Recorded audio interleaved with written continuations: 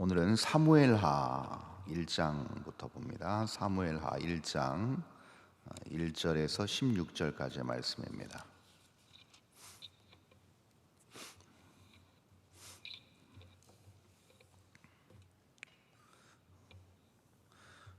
제가 읽도록 하겠습니다.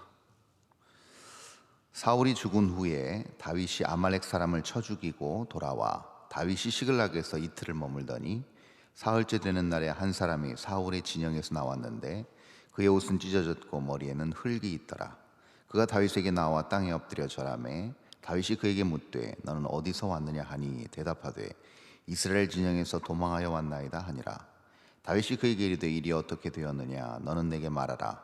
그가 대답하되 군사가 전쟁 중에 도망하기도 하였고 무리 가운데 엎드러져 죽은 자도 많았고 사울과 그의 아들 요나단도 죽었나이다 하는지라. 다윗이 자기에게 알리는 청년에게 묻되 사울과 그의 아들 요나단이 죽은 줄을 네가 어떻게 아느냐.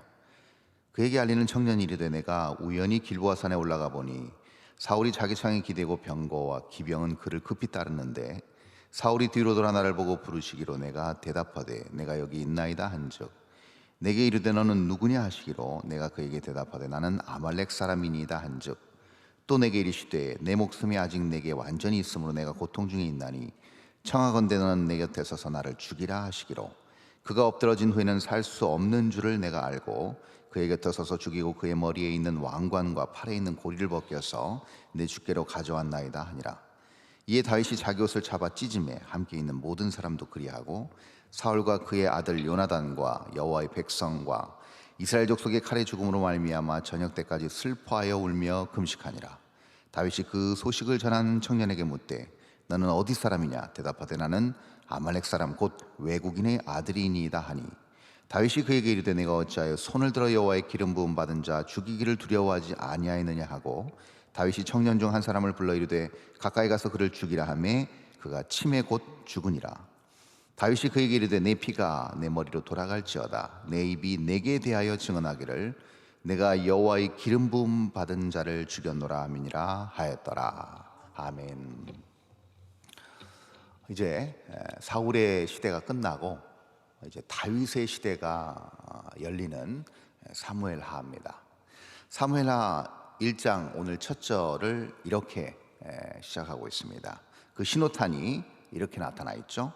사울이 죽은 후에 라고 시작하고 있습니다. 사울이 죽고 드디어 이제 다윗이 본격적으로 이스라엘 왕국을 통치하는 그런 어떤 출발점에서 사무엘하는 지금 시작하고 있는 것이죠. 지금 사울이 죽은 후에 다윗의 정황은 어땠는가? 아말렉 사람을 쳐 죽이고 돌아와서 시글락에서 이틀 정도를 머무르고 있는 상황이었습니다. 600여 명 정도가 그 시글락에서 모든 그 자기의 어떤 재산과 또 부녀자들을 다 끌고 간 이 사람들을 뒤쫓아가 가지고 다시 도로 찾아온 사건을 우리는 잘 알고 있습니다. 그리고 나서 이틀 정도를 머물렀던 그 시점이라고 할 수 있습니다. 역시 우리가 알 수 있는 게 무엇이냐면 다윗은 여전히 자기에게 주어진 일, 또 자기에게 주어진 책무를 성실히 묵묵히 잘 행하고 있었다는 것을 알 수가 있습니다. 하나님께서 그 옛날 소년 다윗을 베들레헴에서 기름 부으셨을 때도 역시 마찬가지지만 여전히 다윗이 변치 않고 그 초심을 잃지 않고 잘 유지하고 있는 모습을 볼 수가 있습니다. 이것을 통해서 하나님께서는 하나님의 역사를 이루시고 동시에 그 하나님의 역사의 선상에서 하나님의 약속을 부여잡고 그 약속 안에서 하나님의 일들, 더 나아가서 자기에게 주어진 하나님으로부터 주어진 일상을 묵묵히 수행하는 사람들에게 하나님은 하나님의 대업을 맡기시고 그들과 함께 일하기를 원하신다는 사실을 우리는 이 짧은 본문 안에서 볼 수가 있는 것이죠. 사흘째 되는 날이 됐습니다. 이틀 지나고 사흘째 되는 날, 항상 뭔가가 일어나죠. 3일째 되는 날에 뜻밖의 소식을 들고 온 사람이 있었습니다. 2절에 보니까 한 사람이 사울의 진영에서 나왔는데 그의 옷이 찢어졌고 머리에는 흙이 있고 그리고 다윗에게 나와 땅에 엎드려 다윗을 대면합니다. 누가 봐도 심각한 어떤 문제와 또 또 심각한 어떤 환난을 겪은 정황이 분명하게 그 모습에서 드러나는 것을 볼 수가 있습니다. 다윗이 묻습니다. 너는 어디서 왔냐? 3절에서 물으니까 이스라엘 진영에서 도망 나왔습니다 라고 이야기합니다. 그랬더니 다윗이 묻습니다. 도대체 어떤 일이 있었느냐? 궁금할 수밖에 없습니다. 왜 그러냐면 지금 다윗을 쫓고 있는 사울의 지금 현 상황을 지금 알아야 되는 것이고, 그래야만 다윗도 거기에 대한 대처를 할 수 있지 않겠습니까? 지금 도망자 신세고 언제 어떻게 또 위협이 닥칠지 모르는 상황에서 다윗은 언제나 사울의 어떤 그런 정황 내지는 그가 어디로 움직이는지 그의 동정을 예의주시하고 있었습니다. 그런데 지금 어떻게 되었느냐라고 얘기했을 때 4절에서 뜻밖의 소식을 듣습니다. 뭐냐면 하반절에 나타나 있죠.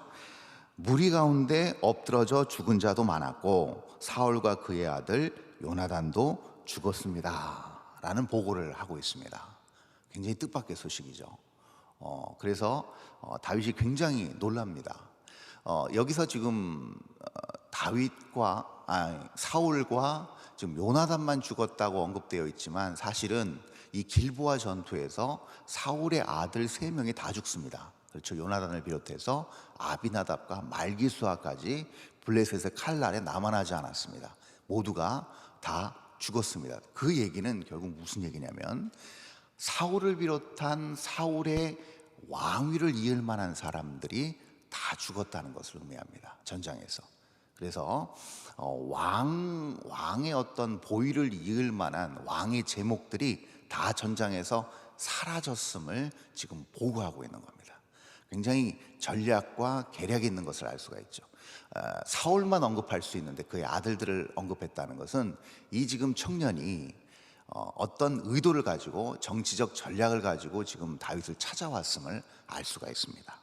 5절에서 보니까 다윗이 자기 아들인 청년에게 묻되 사울과 그의 아들 요나단이 죽은 줄을 내가 어떻게 아느냐라고 묻습니다. 궁금할 수밖에 없겠죠. 왜냐하면 그리고 그것이 그 소식이 사실인지를 확인해야 되기 때문에 그렇습니다. 그랬더니 쭉 정황을 얘기하면서 이렇게 얘기합니다. 9절에서 내 목숨이 아직 내게 완전히 있으므로 내가 고통 중에 있나니 청하건대 너는 내 곁에 서서 나를 죽이라. 즉 다시 말해서 사울이 심각한 부상을 입고 그 고통에 너무 힘드니까 옆에 있던 자기에게 나를 죽이라 명령했다는 겁니다. 그래서 10절에서 그가 도저히 가망이 없다는 판단이 서서 내가 칼로 사울왕을 죽이고 그의 물품을 가져왔습니다. 다시 말하면 왕만이 소지할 수 있는 물품, 왕관이 될 수 있겠죠. 그리고 왕이 걸칠 수 있는 여러 가지 물품들, 팔에 있는 고리 이런 것들이 될 수 있겠죠. 이것을 증표로 가져왔습니다 라고 합니다. 이때 다윗의 반응이 11절에 나타납니다. 우리가 잘 아는 반응이죠. 자기 옷을 잡아 찢습니다. 왜 다윗은 자기 옷을 잡아 찢었을까요? 어떻게 보면 이 소식이 어떻게 보면 그에게는 희소식입니다. 구원의 소식입니다. 그리고 하나님의 그 오래전의 그 약속이 드디어 이제 성취되는구나. 하나님께 찬양과 감사를 돌려야 됨에도 불구하고 다윗은 자기의 옷을 찢습니다. 자, 여기서 우리는 중요한 다윗의 신앙의 관점을 볼 수가 있습니다. 다윗이 왕이 되고 이스라엘 백성을 통치하는 게 어떻게 보면 하나님의 뜻이고 또 다윗 개인에게 있어서는 큰 영광일 수도 있습니다. 동시에 그에게는 큰 어떤 책임이 주어지는 중요한 역할일 수도 있겠죠. 그러면 이제 사울이 죽었기 때문에 자신이 왕위에 오를 것이라는 것을 직감적으로 알았을지도 모르겠습니다. 다윗이. 그러면 반응이 어떻게 나와야 되는가? 옷을 찢지 않고 하나님 앞에 감사의 제사를 드려야 됩니다. 그렇지 않겠습니까, 여러분? 우리말로 따지면 감사헌금 드려야 됩니다. 나를 보호하시고 나를 구원해 주시고 그 악한 사울의 칼날에서 나를 지켜주심을 감사합니다 하고 감사헌금 드려야 됩니다. 그런데 지금 다윗은 어떻게 하는가? 통회하고 자복하는 옷을 찢는 행위를 하고 있습니다. 그 옆에 있는 같이 그와 함께 했던 600여 명의 용사들도 같이 옷을 찢습니다. 자, 이것을 통해서 다윗의 가지고 있는 신앙의 관점이 무엇인가 하면 바로 이겁니다. 그가 물론 하나님의 뜻을 따라서 왕은 돼야 되겠지만 중요한 것, 하나님이 정하신 일, 하나님이 선택하신 일이 이렇게 무너지는가? 이렇게 하나님이 일하시는 방법, 하나님이 일하시는 어떤 길, 하나님이 일하시고 역사하시는 모든 그런 모습들과 그 정황들 가운데 이런 일이 벌어지는가라는 속상함이죠. 아픔입니다. 위기의식입니다. 이것이 옷을 찢는 행위로 표출된 것입니다. 그래서 여러분, 우리는 잘 알고 있습니다. 다윗의 쭉 그의 그 망명과 또 도망자 시절에 두 번의 아주 중요한 기회가 있었습니다. 사울을 죽일 수 있는 아주 절호의 기회가 있었습니다. 그럼에도 불구하고 그가 사울의 목에 칼을 대지 않은 이유는 무엇인가 하면 바로 이 이유 때문에 그렇습니다. 하나님이 정하셨다는 겁니다. 하나님이 이루신다는 겁니다. 하나님이 그 일을 이끌고 계신다는 사실을 그는 정확하게 알고 있었습니다. 하나님께서 기름 부으셔서 하나님이 우리나라를 통치하시고 사울을 통하여 이끌고 계신다는 사실에 대한 추호의 의심이 없었습니다. 다윗은. 그렇기 때문에 그는 끝까지 기다릴 수 있었고 인내할 수 있었고 하나님을 신뢰하며 나아갈 수 있었습니다. 그 얘기는 결국 뒤집으면 무슨 얘기인가 하면 그 옛날 베들레헴에서 나에게 기름을 부으신 전지전능하신 하나님께서 언젠가는 분명히 나에게 놀라운 일을, 그 약속을 이루신다는 확신입니다. 근데 많은 부분에서 똑같은 하나님의 약속을 받은 하나님의 백성들이 이렇게 하지 않습니다. 그 약속을 받았고 그 약속이 분명히 실현될 것을 알지만, 믿기도 했지만 위기 상황 속에서, 문제가 나를 둘러싼 상황 속에서는 그렇게 행동하지 않습니다. 큰 위기 앞에서 사울은 어떻게 했습니까? 그는 흔들렸습니다. 하나님의 명령을 듣지 않았습니다. 옛날 애굽에서 출애굽할 때 이스라엘 백성들이 그 광야길을 가고 있는데 그 광야길을 방해한 아말렉 사람들 다 진멸하라 했을 때 어떻게 했습니까? 아각 왕 살려두고 필요한 것들, 좋은 것들 남겨놨습니다.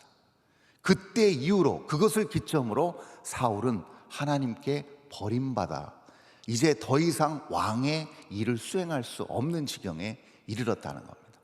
위기가 닥치니까, 목숨의 큰 위협에 봉착하게 되니까 그는 어떻게 하는가? 하나님의 약속, 하나님의 역사, 하나님의 일하심을 온데간데 없이 자기 방식으로 일을 해결합니다.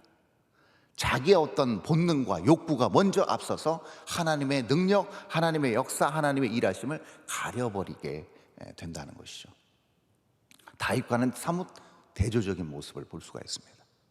위기 때, 고난과 환난 때 끝까지 하나님의 일하심을 붙들고 간 다윗은 당연히 사울과 요나단이 죽었다는, 전사했다는 이 소식을 듣고 옷을 찢은 것은 어쩌면 그의 어떤 신앙관에 있어서 당연한 반응이었을 것입니다. 그리고 나서 여기서 그치지 않고 12절에서 사울과 그의 아들 요나단과 여호와의 백성과 이스라엘 족속이 칼의 죽음으로 말미암아 저녁 때까지 슬퍼하여 울며 금식하니라. 놀랍습니다. 그렇죠?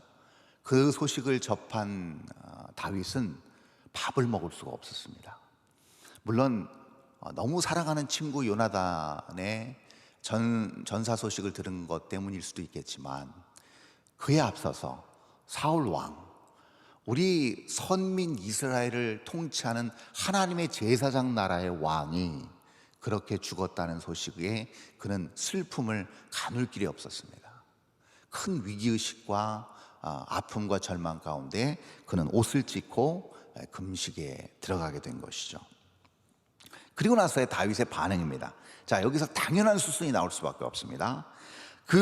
이 소식을 전한 청년에게 묻습니다. 너 누구냐? 그랬더니 저는 아말렉 사람의 자손입니다 라고 13절에서 소개합니다. 여기서 참 재미있는 사실이 무엇이냐면 아말렉과 계속 뭐가 맞물려서 돌아간다는 겁니다. 아말렉을 진멸하라 했는데 진멸하지 않았습니다. 살아남았습니다. 그리고 시글락에서 그 아말렉 사람들이 들어와서 다 자기 부녀자들 다 끌고 약탈해 갔습니다. 돌아가서 찾아왔습니다. 그리고 이 비보를 전한 사람조차도 누구의 아들입니까? 아말렉 자손의 아들입니다. 계속 얽히고 설키죠. 이게 나중에 어디까지 연결됩니까? 에스더 시대까지 연결이 되죠. 그렇죠? 하만이라는 사람까지 쭉 연결이 됩니다. 그래서 이것을 통해서 알 수 있는 게 무엇이냐면, 이 성경의 배경에서 이 등장인물로 한 번씩 한 번씩 등장하는 이 인물들이 결국 우연히 등장하는 것 같고 그냥 갑작스럽게 나타나는 것 같지만, 이 성경 전체에서 큰 성경의 믿음의 눈을 가지고 봤을 때 하나님의 섭리 안에서 나타나는 정황들, 섭리 안에서 나타나는 증거들이라고 우리는 볼 수가 있는 것이죠. 그랬더니 다윗이 14절에서 이렇게 말합니다. 다윗이 그에게 이르되 내가 어찌하여 손을 들어 여호와의 기름 부음 받은 자 죽이기를 두려워하지 아니하였느냐. 이것이 그가 처형당할 만한 죄목이 되는 겁니다. 자, 그럼 여기서 다윗이 그런 생각을 가지고 있었다면 사울은 어떻습니까? 다윗이 그렇게 쉽게 사울을 죽이고 자기 목숨을 보존할 수 있었음에도 사울에게 칼을 대지 않았던 이유는 사울이 하나님의 기름 부으심을 받은 왕이었기 때문에 그렇습니다. 그 얘기는 하나님의 선택을 존중한 겁니다. 순종한 겁니다. 이게 다윗의 신앙이었습니다. 근데 그 하나님의 선택과 하나님의 역사를 바로 이 아말렉 청년이 끊어버림을 보고 그는 너는 죽어 마땅하다라고 합니다. 사울은, 여러분, 사울이 명목은 그랬습니다. 자기 옆에 무기를 든 사람한테, 부관한테 내가 할례 받지 않은 사람한테 죽임을 당할까 두렵다, 너는 나를 죽이라 합니다. 여러분, 큰 차이가 있지 않겠습니까? 다윗의 신앙관이라고 한다면 미친 사람처럼 침을 흘리면서까지 그 목숨을 보존해야 되는 게 기름 부음 받은 자의 역할입니다. 여러분, 굴욕과 치욕을 당함에도 불구하고 그는 목숨을 부지했어야만 됩니다. 왜요? 하나님의 약속을 받았거든요. 하나님의 기름 부으심을 받았거든요. 근데 사울은 그렇게 하지 않았습니다. 똑같이 하나님의 기름 부으심을 받았지만 그가 단순히 할례 받지 않은 저 블레셋 사람한테 죽을까 봐 그는 자살을 선택합니다. 스스로 하나님의 기름 부으심을 스스로 제거해버리는 교만과 악행을 마지막 순간까지 저지르게 됩니다. 이것이 바로 사울의 한계였다는 것이죠. 다윗과 완전히 대비되는 모습을 우리는 그의 마지막에서도 볼 수가 있는 겁니다.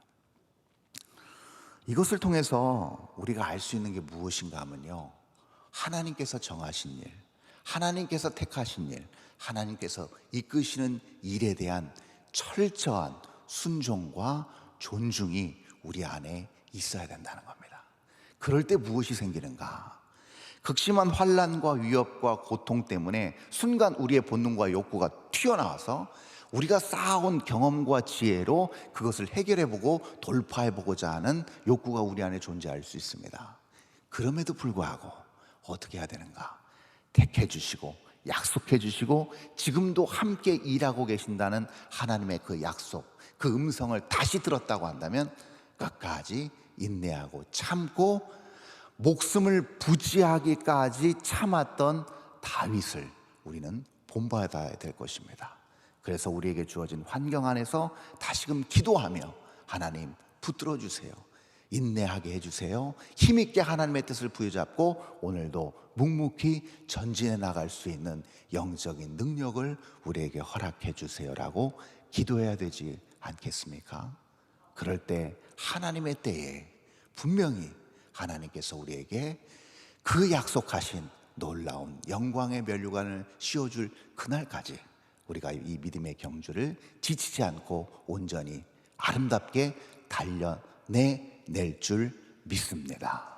오늘 귀한 월요일 날 이 믿음의 경주를 끊임없이 하나님 뜻 부여잡고 열심히 성실하게 달려가실 수 있는 저와 여러분 될 수 있기를 바랍니다. 기도하겠습니다. 하나님, 은혜를 감사합니다. 오늘 사울의 죽음과 다윗의 이제 새로운 세계가 열리는 귀한 본문을 통하여 하나님의 뜻 결코 어그러지지 않고 쇠하지 않고 온전히 서는 모습을 보았습니다. 하나님께서 정하시고 하나님께서 이끄시는 그 일은 인간이 막을 수 없음을 오늘 보았습니다. 우리가 우리의 생각과 우리의 지혜로 하나님의 뜻과 하나님의 계획을 틀 수 없음을 온전히 알아 우리의 상황이 열악하고 우리의 상황이 고난과 문제와 여러 힘든 상황에 봉착해 있다 할지라도 그때 하나님의 약속을 다시 부여잡고 하나님의 뜻을 온전히 생각나게 하심으로 말미암아 끝까지 인내하고 믿음의 경주를 해나갈 수 있는 우리 모두 되게 하여 주시옵소서. 오늘 하나님 주님 앞에 기도하는 모든 우리의 기도의 용사들의 삶을 붙들어 주시고 신실하고 거룩한 하나님의 뜻이 우리 안에 온전히 이루어지는 역사 보게 하여 주시옵소서. 승리케 하여 주옵소서. 놀라운 하나님의 반전의 역사가 오늘 이 한 날 나타날 수 있도록 우리와 함께 하여 주옵소서. 귀한 예물 드린 승희자 권사님, 박학봉 장로님, 유옥인 권사님, 이덕기 장로님에게 은혜를 주시고 채우시고 공급하시는 하나님의 은혜에 감사하여 귀한 예물 구별하여 드리오니 연락하여 주시고 오늘도 큰 은혜로 함께하여 주시옵소서. 감사드리며 거룩하신 예수 그리스도 이름으로 기도합니다. 아멘.